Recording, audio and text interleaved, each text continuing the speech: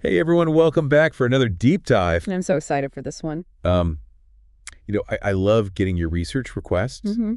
and this one is especially cool. Yeah. We are diving into the world of antimicrobial drugs. It's a fascinating area. It is. We're talking about the medicines that target all those. Microscopic enemies, Yeah. the bacteria, viruses, fungi, the whole lot. Exactly, and you sent in a ton of material on this. So get ready to go from antimicrobial, what is that, to understanding how these drugs actually work Yeah. inside our bodies and why drug resistance is such a big deal. It's like a detective story, isn't it? Nice. Figuring out how we fight off these tiny invaders. And how they fight back. Okay, so before we get into the nitty-gritty science. Let's take a quick trip back in time, Okay. before antibiotics. What did people do when they got sick? Well, they weren't totally helpless.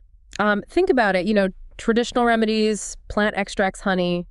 Even using moles to treat wounds, stuff that's been around for centuries. So those ancient practices had some actual science behind them. Sometimes, yeah. But the real game changer was the search for a magic bullet. A drug that could specifically target and destroy the microbes causing disease. Without harming the person. Okay. That's where Paul Ehrlich comes in. Ehrlich. The guy who basically dreamt up targeted therapy. He was ahead of his time. Ehrlich understood that to be truly effective, a drug needed to selectively target the bad guys. What we now call selective toxicity. Okay. Think of it like a lock and key. The drug needs to fit perfectly into a specific target on the microbe. Disrupting its essential processes while leaving our healthy cells alone. Right. His research led to Selverson. One of the first effective treatments for syphilis. Wow. And really paved the way for modern chemotherapy and targeted therapies that we use today. Even in cancer treatment. That's an incredible legacy. Speaking of legacies, we can't forget Alexander Fleming and his accidental discovery of penicillin. Oh, yeah. I mean, talk about a lucky break for humanity. Serendipity A little bit of mold contamination. led to one of the most important medical discoveries ever. It really was serendipitous, and it's not just the discovery itself, but the impact. It had on medicine penicillin works by disrupting the formation of bacterial cell walls. Making the bacteria vulnerable and eventually causing them to burst. Okay. Think of it like a balloon that pops when you poke a hole in it. I like that. This mechanism opened up a whole new way of thinking about.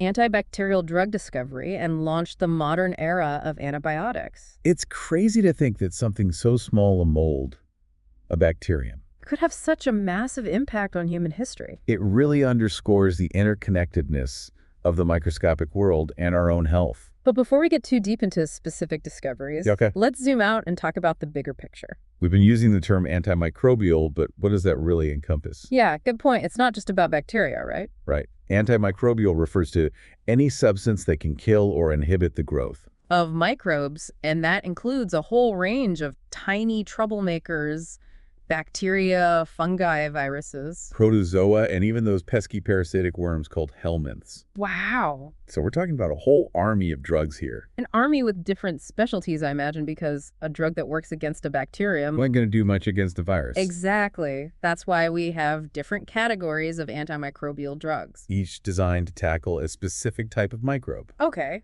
And remember Ehrlich's magic bullet idea. That concept of selective toxicity is key. Across all these different categories. Okay, so let's break down these categories. What are the main types of antimicrobial drugs out there? And how do they actually work their magic? Well, let's start with the most familiar ones.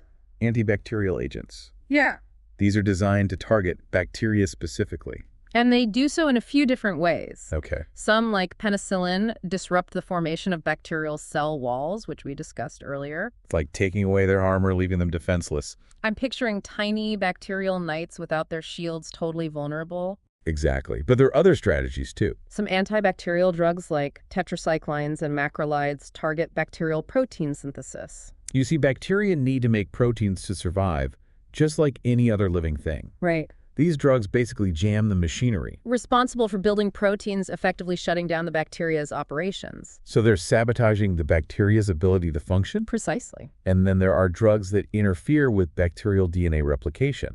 Fluoroquinolones, for instance, work by messing with the enzymes that bacteria need. To unwind and copy their DNA. Okay. Without DNA replication, no new bacteria can be made. It's like cutting off their ability to reproduce.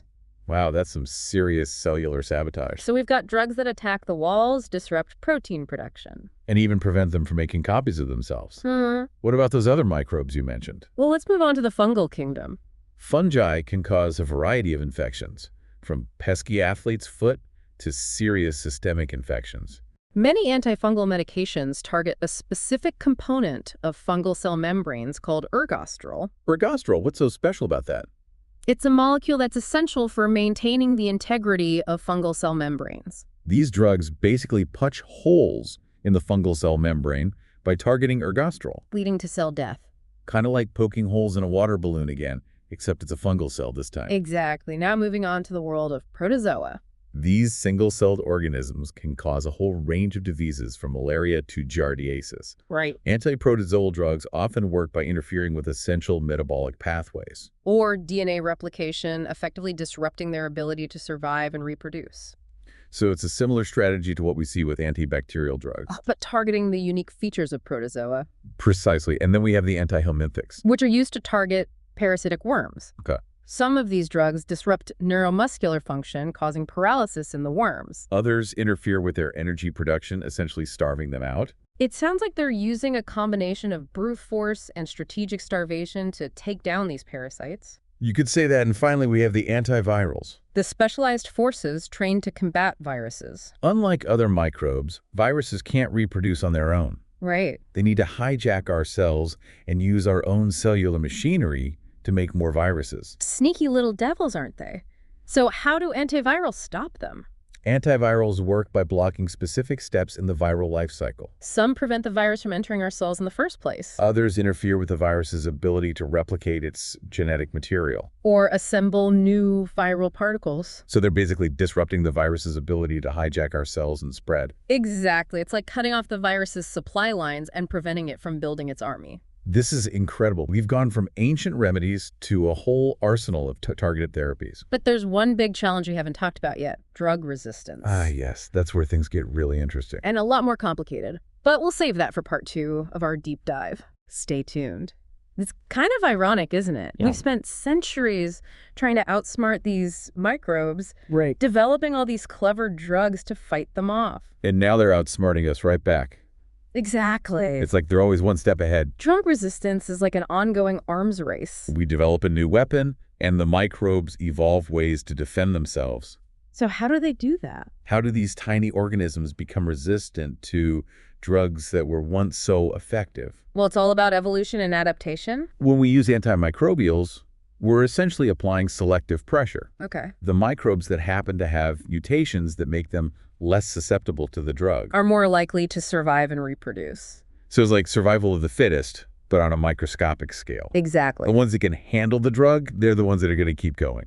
And the more we use antimicrobials, Especially when we use them unnecessarily or inappropriately, right. the more we're driving the evolution of resistant strains. So what are some of the ways these microbes develop resistance? You mentioned mutations, but how do those actually make a difference? Well, let's imagine a bacterium that's being targeted by an antibiotic. Okay. One way it can become resistant is through drug inactivation. Drug inactivation, This is where the bacteria produce enzymes that break down the antibiotic. rendering it harmless. So it's like they're developing their own little detoxification squad, Exactly. A classic example is the enzyme galactamase. which can break down penicillin and other related antibiotics. Wow. It's like having a tiny Pac-Man inside the bacterium. Gobbling up the antibiotic before it can do any damage. Clever little buggers. What other tricks do they have up their sleeves? Another common mechanism is through something called efflux pumps. Efflux pumps. Think of these as tiny bouncers at a nightclub, Okay. guarding the entrance to the bacterial cell, I'm picturing those big guys with the earpieces. deciding who gets in and who gets kicked out. Exactly. These efflux pumps are proteins embedded in the bacterial cell membrane. And their job is to pump out any unwanted molecules, including antibiotics. So the antibiotic gets in, but the bacteria just kicks it right back out. Precisely. It's a very effective way to prevent the antibiotic from reaching its target inside the cell. And then there's target modification, right? It's like they're changing the locks on their doors so our keys no longer fit. That's a great analogy. In target modification, the bacteria alters the structure of the molecule. That the antibiotic normally binds to. Okay. So even if the antibiotic gets inside the cell, It can't latch onto its target and do its job. It's like trying to fit a square peg in a round hole. It's just not going to work. Exactly. And we're seeing these resistance mechanisms play out in the real world. Leading to the emergence of some pretty scary superbugs. Superbugs like something out of a comic book. Well, they're definitely super in their ability to resist our drugs. One example you've probably heard of is MRSA, or methicillin-resistant Staphylococcus aureus. MRSA, that's the one that causes those nasty skin infections, right? It can cause skin infections, but it can also lead to more serious problems like pneumonia. And bloodstream infection. Right. And the scary part is that it's resistant to many commonly used antibiotics. Making it much harder to treat. So what happens if we run out of effective antibiotics? I mean, it sounds pretty dire. It's definitely a major concern. If we don't find new ways to combat antimicrobial resistance, Right. we risk returning to a pre-antibiotic era. Where simple infections could once again become life-threatening. That's a pretty sobering thought. But surely scientists are working on new solutions, right? Absolutely. Researchers around the world are exploring a variety of approaches to tackle drug resistance. Okay. One promising avenue is to look for new antibiotics in unconventional places. Unconventional places like where? Well, traditionally we found many antibiotics in soil microbes. But now scientists are investigating marine environments, insect microbiomes. And even extreme environments like hot springs. Wow. For new antimicrobial compounds. It's like a global treasure hunt for new drugs. Exactly. Another strategy is to develop drugs that target bacterial virulence factors. Yeah. Which are essentially the weapons that bacteria use to cause disease. Okay. By disarming the bacteria, we can make them less harmful. Even if they're resistant to traditional antibiotics? It's a really clever approach. It's like taking away their guns instead of trying to kill them. Exactly. And there's ongoing research into developing drugs that can directly inhibit resistance mechanisms. Okay. For example, scientists are working on molecules that can block efflux pumps. Or disable those antibiotic-destroying enzymes we talked about earlier. So it's like a two-pronged attack, developing new drugs and finding ways to outsmart the resistance mechanisms themselves. Precisely. And there's a growing interest in phage therapy. Which uses viruses that infect and kill bacteria? To treat bacterial infections. Okay. Phages have been used for decades in some parts of the world. And they offer a promising alternative to traditional antibiotics. That's amazing. It's like fighting fire with fire, using viruses to take down bacteria. It might sound strange, but it's a very targeted approach. Each phage is specific to a particular bacterium, so they don't harm our own cells. Or beneficial bacteria in our body. So it's like having a microscopic sniper team that goes in and eliminates the bad guys without causing collateral damage. Exactly. Love it. And because phages can evolve along with bacteria? They have the potential to overcome drug resistance? It's a really exciting area of research. All this talk about superbugs and resistance is pretty intense. It makes you realize how important it is to use antibiotics responsibly. Absolutely. We can all play a role in slowing the spread of resistance. First and foremost, only take antibiotics when prescribed by a healthcare professional. Right. Don't pressure your doctor for antibiotics for viral infections like the common cold or flu.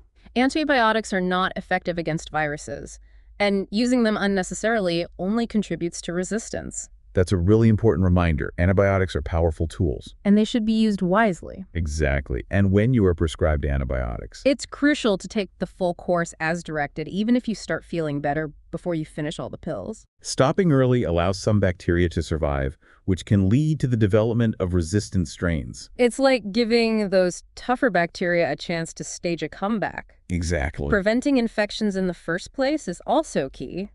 Right. Wash your hands, frequently practice good hygiene, get vaccinated against preventable diseases. All these simple steps can help reduce the need for antibiotics in the first place. So it's about being proactive and taking responsibility for our own health. Precisely. And don't underestimate the power of spreading awareness. Talk to your friends and family about the importance of antimicrobial stewardship. Mm-hmm. The more people understand the issue, the better equipped we'll be to tackle it together. It's a collective effort, for sure. We all have a role to play in protecting these life-saving drugs for future generations. Absolutely. And to understand how scientists determine the effectiveness of these antimicrobials. Okay.